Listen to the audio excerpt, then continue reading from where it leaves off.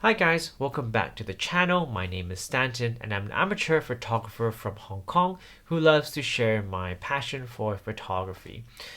Now, I've been shooting Leica for a couple of years now, and one of my favorite lenses to use is this lens right here. Now, this is my Leica 50mm Noctilux f1 version 4 or E60. Now, the Noctilux term means a light of the night, and it was one of the most groundbreaking innovations in the 1960s. And it was in an era where there were no digital sensors to shoot at 10,000 or 10 million ISO, so the only option for people to shoot in low light conditions was to use lenses with a larger aperture. So this was really a groundbreaking invention back in the time. Now this lens, it's magical. It produces an extremely shallow depth of field and some of the most pleasing and smooth bokeh.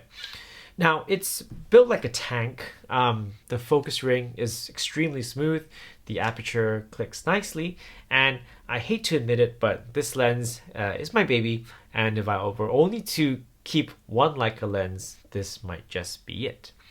Now, the issue with this lens is the price point. It comes at around $7,000, and with these becoming increasingly rare, it is hard to find a good copy. Now, I love to take my Leica gear on holiday, but sometimes they're not the safest places, and so I do have to bear that in the back of my mind. And so having an alternative option has always been quite an appealing prospect for me, but I just never found one that could really do it. So recently I came across this lens. This is the MS Optics 50mm 1.0 ISM, and I'm here to test whether or not this lens, priced at around $1,300, 1/5 of the Noctilux, can be an effective substitute. Again, thanks to Jeff for sharing this lens. If you guys are especially into large format photography equipment, please do check out his link down in the Flickr link down below. Now, MS Optical stands for Miyazaki Sadayasu. I hope pronounced that correctly. And he used to design telescopes for a famous Japanese toy maker. And after he retired, he decided to indulge in his passion for optics.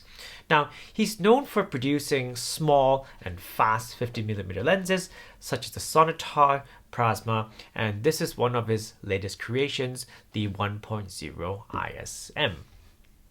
Now, let's first talk about the specifications of this lens. One of the most appealing features of this lens is the weight and the size.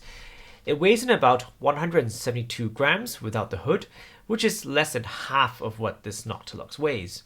It measures only about 4 centimeters and uses a 50mm or 76mm lens hood filter thread.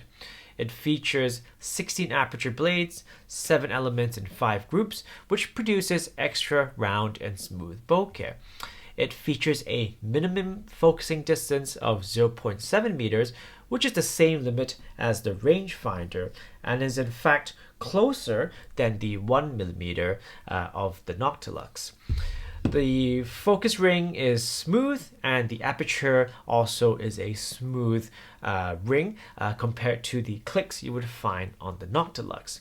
Now, the focus throw is about 90 degrees, and the focus ring actually compromises the whole front barrel. So the aperture ring and the front element also rotate when adjusting the focus, so it's actually better to decide what aperture you want to shoot at before you decide the focus.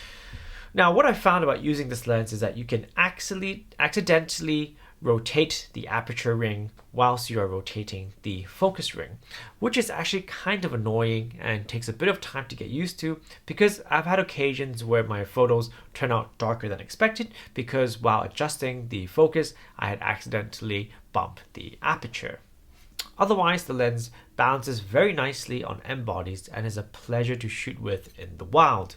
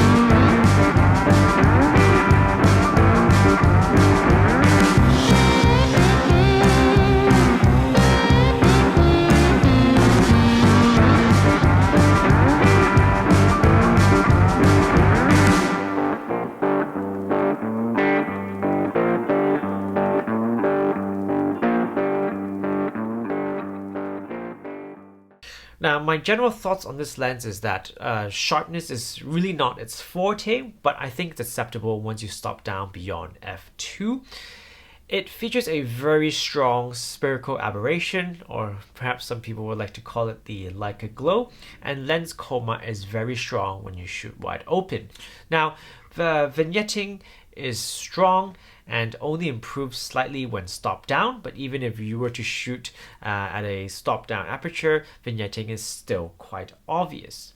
Now, in the following slideshow, I'm going to show head-to-head photos with the Noctilux.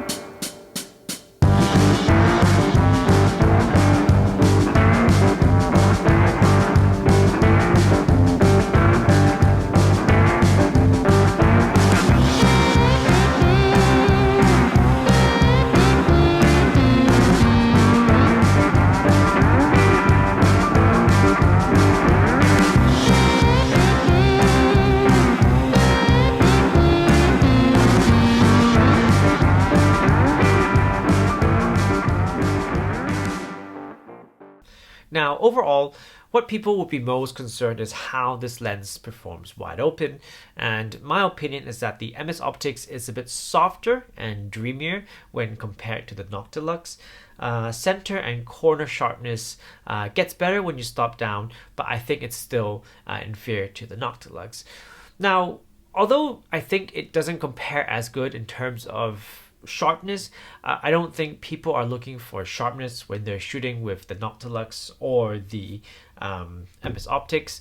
I believe these are, in a sense, more specialty lenses, portrait-centered lenses. So I don't think that these are the most important things that people are looking for when shooting with this lens. Some people may say it's an acquired taste, but personally speaking, I did enjoy shooting with this lens a lot, and I do quite like the unique characteristics of this lens when I was shooting it.